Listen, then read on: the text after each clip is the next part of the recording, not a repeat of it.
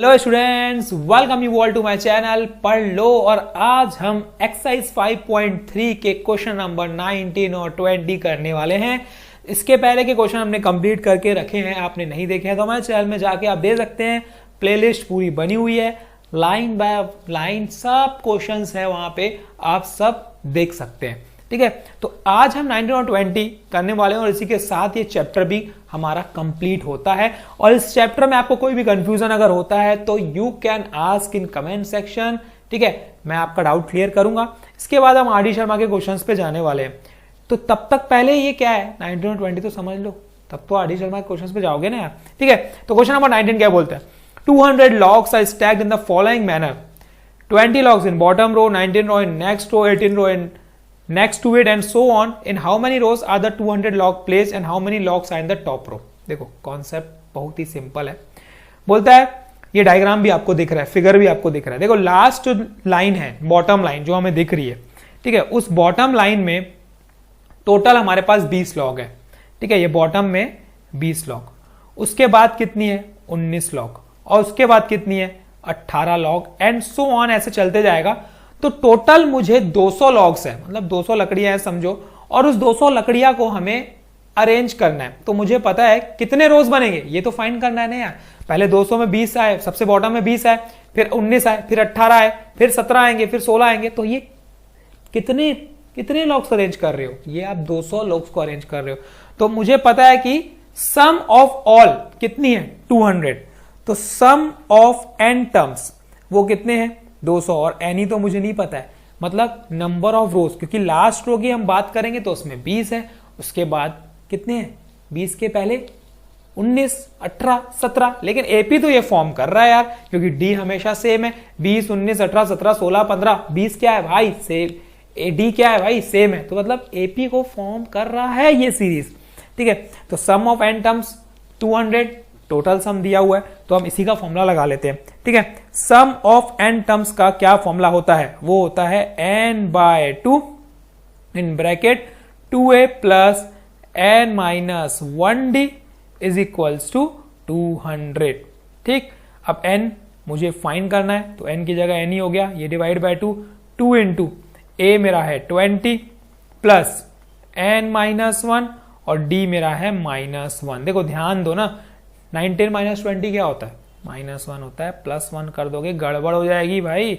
छोटी सी मिस्टेक पूरा सॉल्यूशन को खराब कर देती है, तो हमें छोटी सी मिस्टेक ही नहीं करनी है बस। ठीक है, तो n/2 ये बन गया 40, ये -n प्लस 1, ठीक है, इक्वल्स टू ये हो जाएगा 200।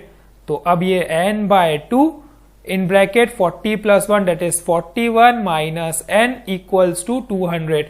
देखो जितना सिंप्लीफाई आपसे हो सकता है उतना सिंप्लीफाई किया करो। ठीक है, कुछ कैंसल आउट होता है तो वो अलग बात है, उसको कैंसल आउट करना है इधर उधर ट्रांसफर करके। फिलहाल तो मुझे दिख रहा है कि ये क्या होगा सिंप्लीफाई होगा, हम सिंप्लीफाई कर देते हैं। 2 को हम क्या करते हैं इसके इनटू में डाल देते हैं, तो ये बन जाएगा 41n minus n square is equals to 200 into 2।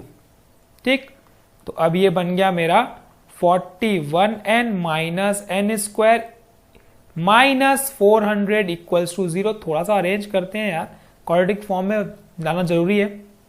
तो ये बन जाएगा minus n square plus 41n minus of 400 equals to 0। अब पूरी इक्वेशन को हम n-1 से डिवाइड कर देते हैं, क्योंकि माइनस है, माइनस हटाना भी तो पड़ेगा। ये पॉजिटिव बन जाएगा, ये नेगेटिव बन जाएगा और ये पॉजिटिव बन जाएगा, और इसी के साथ इक्वल टू 0। देखो अब ये बन गई है क्वाड्रेटिक इक्वेशन। अब आप इसको कौन से मेथड से सॉल्व करोगे? आपके पास दो ऑप्शन, पहला क्वाड्रेटिक फॉर्मूला, दूसरा फैक्टराइजेशन। आपको जो इजी लगता है उससे करो। देखो अगर फैक्टराइजेशन से जाते हैं तो मुझे 400 इंटू 1 करना पड़ेगा और उसका हमें प्राइम फैक्टराइजेशन करना पड़ेगा, तो हम वही करते हैं। ठीक है, जो है n square minus 4n plus 400। तो सबसे पहला काम हमारा क्या है? प्राइम फैक्टराइजेशन करना, किसका? 400 का। तो मैं यहाँ पे साइड में 400 का प्राइम फैक्टराइजेशन कर ही देता हूं। 2 ये 200 टाइम, ठीक, ये 2 ये 100 टाइम, ये 2 ये 50 टाइम, ये 2 ये 25 टाइम, ये 5, ये 5 टाइम और ये 5 और 1 टाइम। तो इसी के साथ हम क्या करेंगे, गेट एंड ट्रायल। चलो लगाते हैं, 2 2 जा 4, 4 2 जा 8, 8 2 जा 16 और 5 into 5 25। तो 16 और 25 से मिडिल टर्म स्प्लिट हो रहा था क्या? अरे हाँ यार हो रहा था, ये तो हमारा पहली बार में आ गया। ठीक है, तो एक 16 और एक 15। अगर हम पीछे जाएंगे तो मुझे दिख रहा है पे क्या दी, n square minus 41n plus 400 equals to 0। यही थी। अब स्प्लिट द मिडिल टर्म, चलो हम जल्दी से क्या करते हैं, स्प्लिट द मिडिल टर्म कर लेते हैं। क्या था, n square minus 25n minus 16n, दोनों नेगेटिव रखना पड़ेगा, देखो ध्यान दो ना, प्लस 400 इक्वल्स टू 0। अब यहां से n as a common factor, तो ये बन गया n minus 25 minus 16 as a common factor, ये बन गया n माइनस 25 इक्वल्स टू 0। ये सेम हो गया, तो ये n माइनस 25 हम एक बार करेंगे, ठीक है, दूसरा n माइनस 16 करेंगे इक्वल्स टू 0। अब यहां से n की दो वैल्यू आती है, एक आती है n इक्वल टू 25 और एक आती है n इक्वल टू 16। अब आप हो गए कंफ्यूज कि अब किसको ले, 25 को ले कि 16 को ले, कितने रोज रहेंगे यार, 25 रहेंगे कि 16 रहेंगे, अभी तो हमें पता ही नहीं है। तो अब इसको कैसे पता किया जाएगी 25 रहेंगे कि 16 रहेंगे? तो हम क्या करेंगे ना, हम ये n इक्वल टू 25 और n इक्वल टू 16 हम पुट करके देखेंगे किसमें, ये रोज है ना, कि भाई अगर 25 रो रहते हैं तो 25वें रो में कितने लॉग्स रहेंगे और 16वें रो में कितने लॉग्स रहेंगे। तो अब हमारा काम क्या है, A25 निकालना, ठीक है। तो A25 निकालेंगे जब हम लेंगे n इक्वल टू 25, तो टेक n इक्वल्स टू 25। तो अब क्या करेंगे हम, n इक्वल टू 25 जब लेंगे तो A25 निकालेंगे, और इसका फॉर्मूला क्या होता है, a प्लस 24d। a मुझे पता है कितना था, a हमारा था first term 20 plus 24 into minus 1। तो इससे क्या मिलेगा मुझे, A25 की वैल्यू मिलेगी 20 माइनस 24, डेट इज माइनस 4। और यहीं से हमें समझ में आ जाता है कि जो हमारी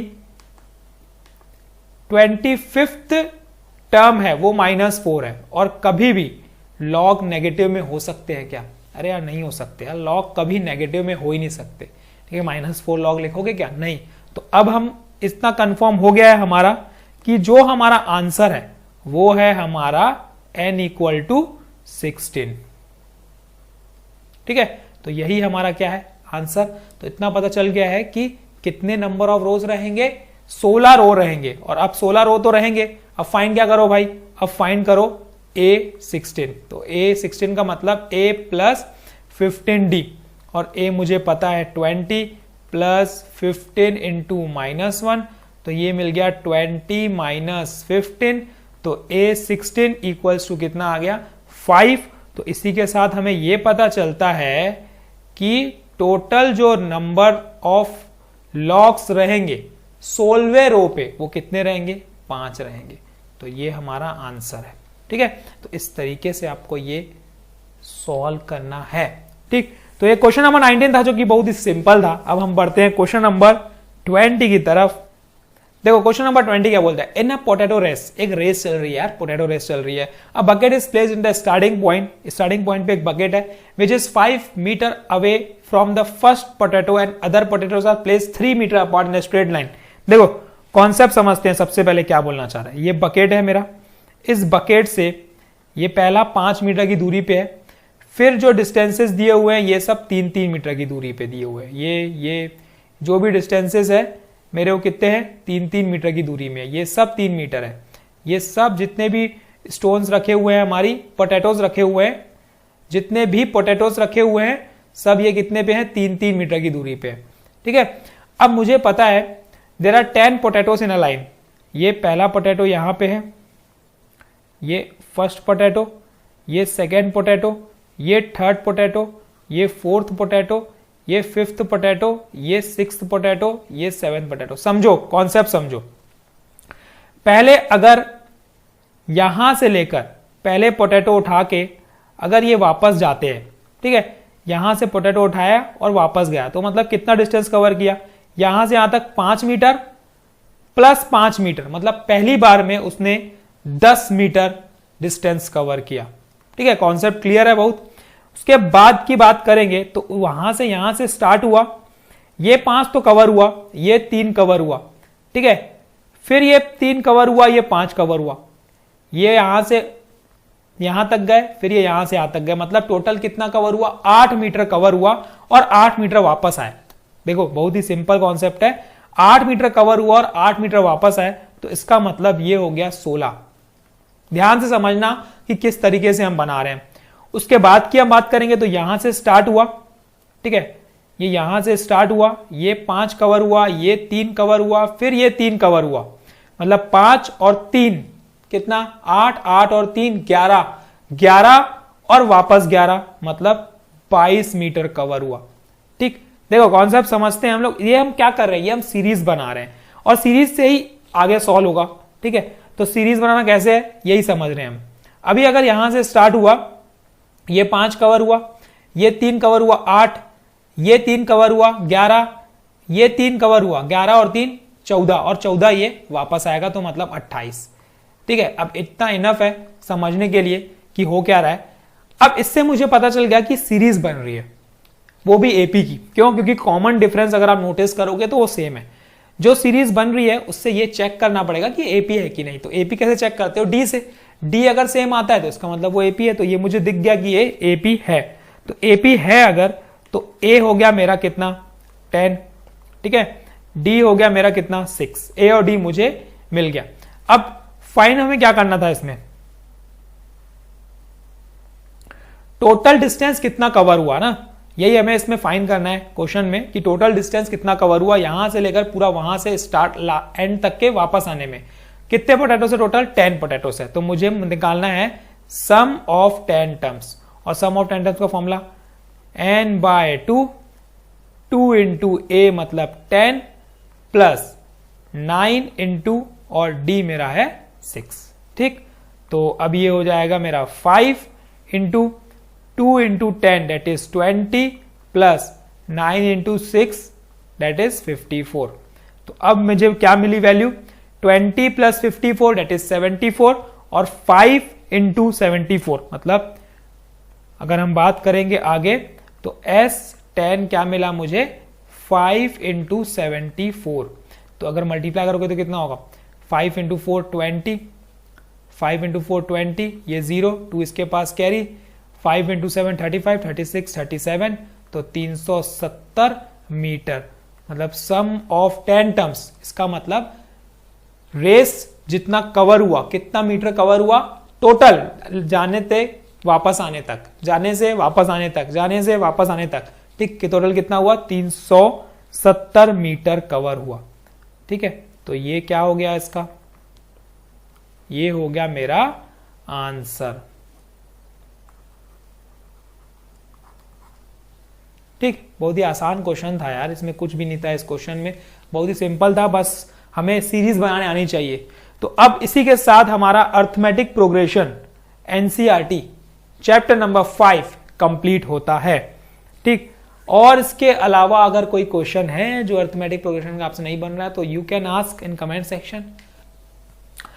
तो इसी के साथ हमारा कंप्लीट होता है chapter number 5 that is arithmetic progression. NCERT का अर्थमेटिक प्रोग्रेशन कंप्लीट होता है। तो अब हम कल अगले वीडियो में नेक्स्ट चैप्टर की बात करेंगे, चैप्टर नंबर 6 की। तब तक के लिए अच्छे से प्रिपेयर कर लो। कुछ समझ नहीं आता है तो you can ask in comment section, I will clear your doubt. Thank you, all the best, keep practicing. Practice करना बिल्कुल मत भूलना, क्योंकि प्रैक्टिस के मैथमेटिक्स में कुछ भी नहीं है। Thank you, keep practising.